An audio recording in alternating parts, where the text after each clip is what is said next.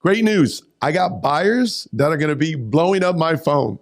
The reason being is if you're looking at an $800,000 house right now, as of 2 days ago, you can start making offers at $650,000.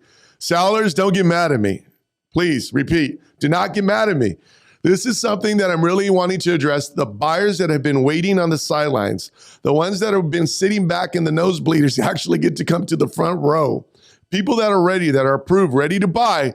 I got some amazing news. I'm excited about it because we do have a lot of clients right now that have said, listen, there's multiple offer situations, we can't get the house. Jason, what do? We can't go over this number. We can only cap out at this number. And I'm going to get into that. And I'm excited about getting into that. I got basically a quick market update on what happened on Wednesday. The Fed in a nutshell. But before that, for those of you that never tuned in or got to know me personally, my name is Jason. My last name's Asa. I've been in the real estate business a little over 20 years now. My mom has been in, my grandfather's been in. I'm from Southern California, fourth generation Mexican American. And by the way, if you looked at the last name, ASA, that's my last name. It's not just the name for the podcast. I'm always going to be real. So like I tell everybody and the viewers that are listening, always stay authentic. So I'm going to be the true authentic self that I am. I'm going to be real. I'm going to probably make some people uncomfortable, but hey, that's okay. Not going to be everyone's cup of tea. But this is where I'm going to go with it today. It is what it is. So people that have been in the market, say for 15 years or longer in real estate, I want to go ahead and help realtors understand and learn how to pivot in market changes like this. I'm doing the things that are going on in the market that's working for my team and for my success. And I'm hoping it's going to help out some of the realtors out there that might be struggling. Actually, a lot of the realtors that are actually feeling the struggle. A lot of realtors that are tapping out. I don't want you to tap out. If you feel passionate about helping people and helping families navigate through this, this is the greatest time to be in the business. If you make it through this in the next 2 years, I promise you, your repeat business, your return client base is going to be phenomenal. And you're going to have a relationship and you're going to have a status of saying, you know what? You not only made it through that for yourself, but you were able to learn a lot more about a real estate market that will only improve your career. The other group of individuals that are going to be tuning into this is obviously for you, the consumer, the customers, my friends, my clients, people that are having those dinner conversations, those backyard barbecue conversations. Everyone's talking about real estate. I don't care where you are in the US. It's probably the number one topic on the agenda. It's everyone's conversation. So when you think about it, it's also for you. You get to get an inside view of how realtors are working or how we're thinking. You're dealing with the 1% of realtors across the country like myself. I've sold somewhere in the ballpark of around 15 to 1,800 homes in my career. That's a lot. That's the 1%. But I will tell you is I've learned a lot. I've learned in the market when the market's been rough. 2009, 2010, people said that was a market crash. I said that was a great market. Unfortunately, for a lot of people, it wasn't. But for me, I had to pivot quickly. I took over the short sale division, over 300 of them. I coached many attorneys on how to actually navigate through the short sale, how to go ahead and present it to their clients. Again, I'm not an attorney. I just studied what I had to study to be able to navigate through it. So all I'm doing is I'm not reinventing a wheel. Am I creating new ideas and concepts that maybe make the wheel a little faster, a little smoother? That's all I'm doing. So what I came out with is on Wednesday, the Fed announced a number that kind of shook a lot of people, made a lot of people uncomfortable, and it shouldn't. It should make the people that really want to navigate through this market a little bit excited. You can look at it, as the glass half full, half empty. So here it is. My coach, I want to go ahead and take the credit and say it was my prediction, but I've been saying it since January. I've been saying it since March. I've been saying it since May and June, that the rates were going to be 8.8. August was going to be 8%. Wow. Technically, I got two phenomenal coaches that I'm going to give credit to, and I'm in two amazing masterminds. One's Be Wealthy in Arizona, Brett Tanner, and the other one's Ben Kenny and Brian Gubernick with Metrics. And they went over the models with us last year and this year. The predictions were, hey, listen, they're not psychics or anything, but they have really good visions on what the market does and dictate because they run big numbers. They're probably some of the biggest teams in the country, the 1% of teams that do thousands of transactions every year consistently. So with that being said, they felt pretty confident about giving us the information. We had the information. We knew this was coming. We just thought it was going to come in August. So oops, we were off by a month. So The interest rates are at 8.25, depending where you're at. Jumbo rates are going to go up pretty dramatically. The Fed also said that it's going to be around a 1.5% up. So I had heard in a barbecue backyard situation with some friends and family. It was 2 weeks ago. There was two gentlemen that were talking to me about saying that the rates were going to be 10%, that's been all the side talk lately, and I was like 10%. I said, I know it's definitely going to get to 8%. I didn't think it was 10%. But as of Wednesday, guess what? We have probably around an 80 to 90% probability that it's going to hit 10% before the end of the year. Next question you're probably wondering, especially you right now that are looking at like, oh my God, honey, call the lender up. We didn't know that our rate just went up. So if you didn't go under contract in the last couple of weeks or a couple of days and you didn't lock into something, your rate's going up pretty substantial. For some people that are buying a house, $200 to $300 on a monthly payment shakes up a lot of folks. I know $300 for me is important, especially on a revolving monthly, debt. So $300 to a lot of family is important. It's a conversation that needs to be had. So here we are today. So what does that mean? Let me break it up in layman's terms. The reason why I said it's really a great opportunity for buyers is because the sellers are going to have to go ahead and come back to reality and understand that $800,000 house is really going to be around $650,000 for a buyer. There's a couple different options I wanted to get into. What does that look like for a seller? Well, sellers now have the freedom and the option like they've always had. Like they got to get very clear with their intentions of what the purpose of why they're selling their home. I'm going to go ahead and be blunt. And some realtors are saying, no, don't say that. I'm going to list a house and you just made them cancel it because they watched you on this. If you have an interest rate anywhere under 5%, think hard and long. Why are you selling? Do the pros and cons sheet. Why are we selling it? What are we doing it for? Are we getting a bigger house? Are we getting a smaller? Are we downsizing? Really do the numbers. I would advise you, again, this is just my opinion. Some people think I'm Nostradamus, but I'm not. My opinion is to hold on. Hold on to 2025. If you can hold on to 2025, my prediction is interest rates will be going back down to 5.5. I believe 5.5 is the number that I'm holding. If we're lucky, we'll go down to 5. Some people say we're going to go down to 3 and 4. I don't see those numbers ever again. That's history. That's adios. In Spanish, that means goodbye. So what I'm trying to tell you is those interest rates, I believe we're going to be around 5 in 2025. Ooh, that sounds good. That actually sounds sexy. I'm going to come up with a slogan, 5 and 25. So that's what's going to happen. It's going to happen, in my opinion. Again, I only have a couple, 20 years, 1,500 homes sold experience, and I'm hanging out with some of the coolest individuals in the country that are giving me a lot of this same information that we're both on the same page with. So what does that mean with the 5%? I mean, hold on to your house. All it's going to do is build more equity. If you're like in the sunshine state that I'm in Florida, woo, the market's not going to be crashing like this. People talk about a market crash. It's not going to happen in Florida, I'll tell you that. Everyone from California, I'm getting calls like monthly from friends, from family members, and random strangers from my hometown, Los Angeles, from Called me up and said, Jason, it's getting out of control out here with regard to the politics.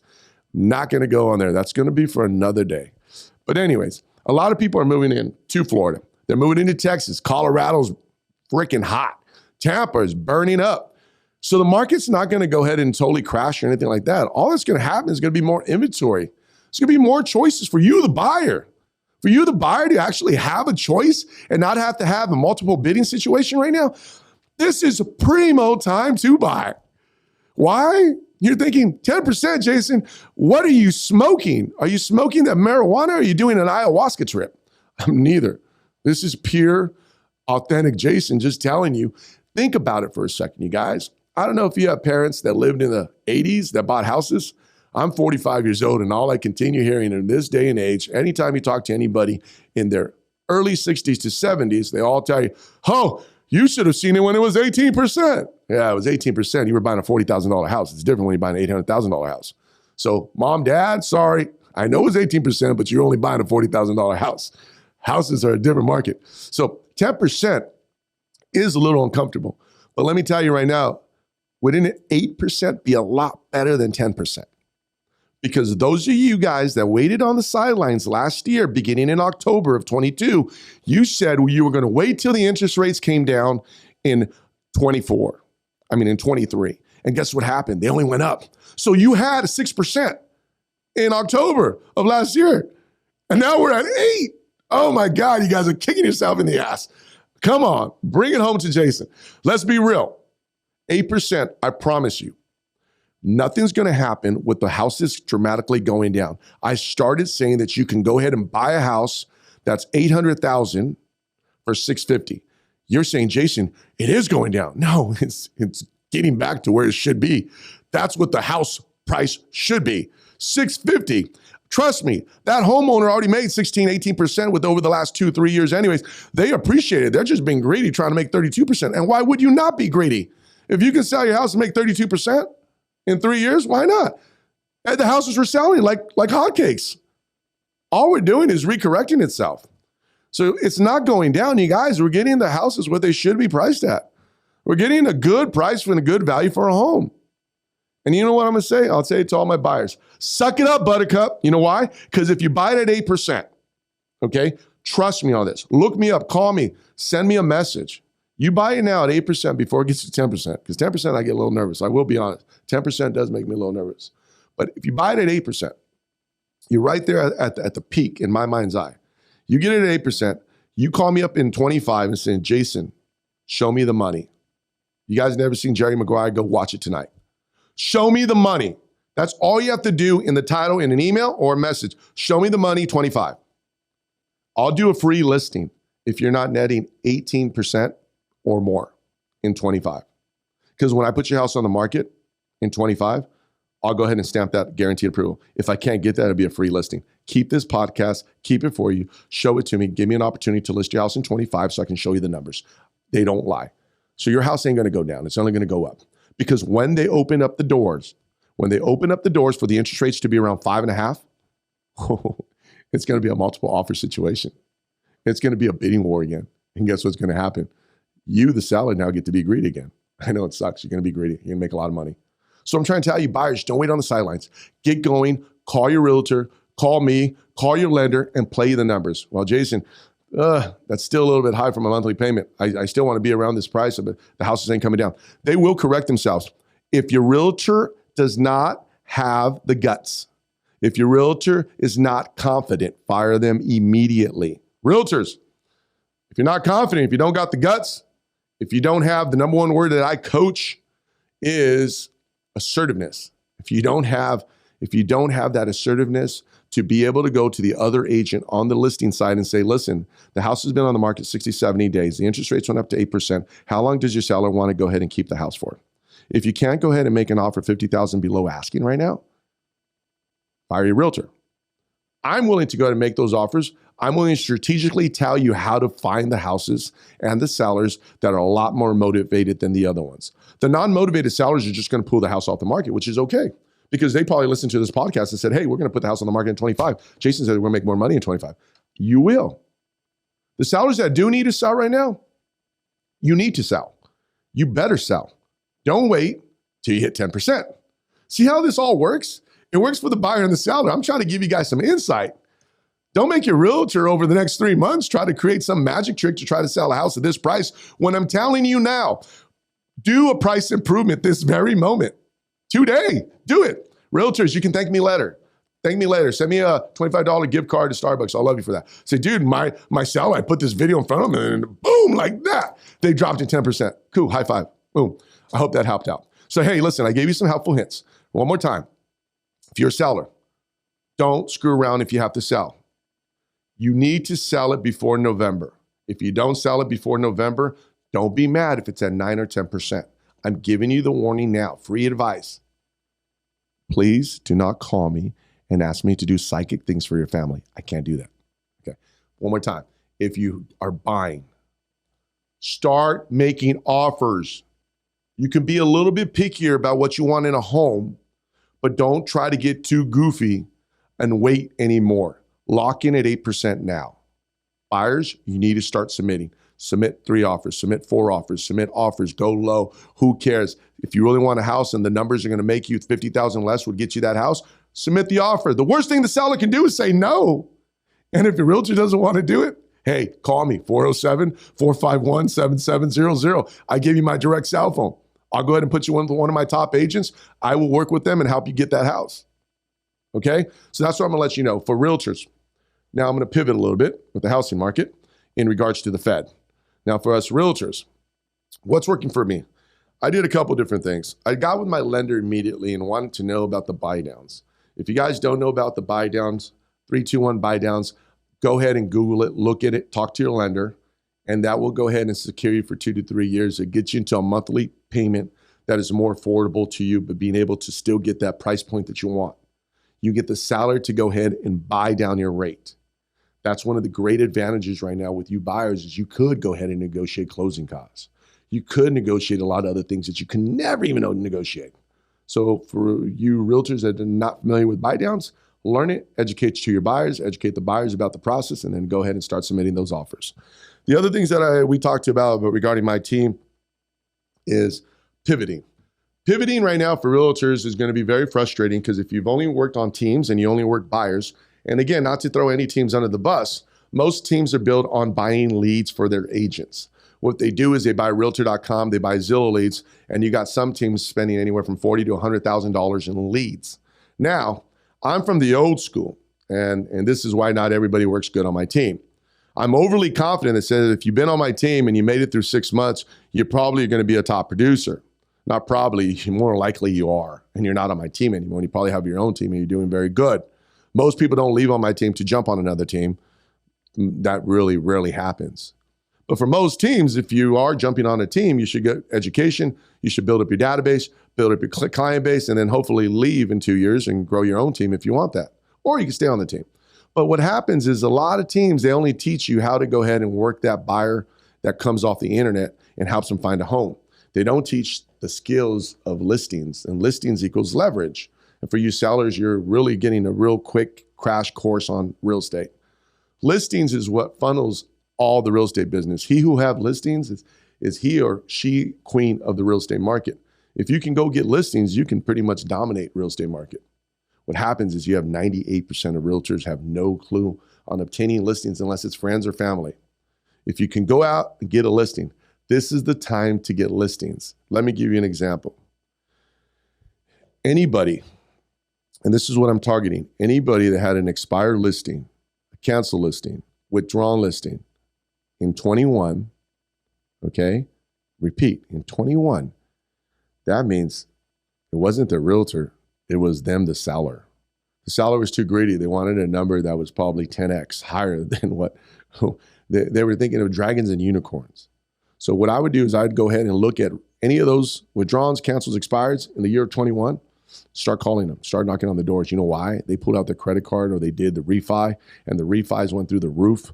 Anyone in 20 did a shitload of refis due to COVID. And then 21, everyone went in credit card debt and everyone's feeling the pinch now. In 22, they started feeling it. The interest rates, they capped out. If you look at the economics, it's really interesting how 23 has been major opportunity for you to pick up these listings. And these are unfortunately, some distressed homes.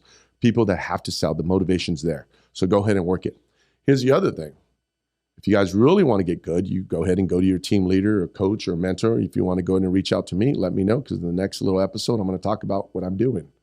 But I'm going to go ahead and let you know a little bit, is that if you go ahead and talk to them about talking to attorneys, the divorce rate's going to go through the roof this year because people are fighting over finances.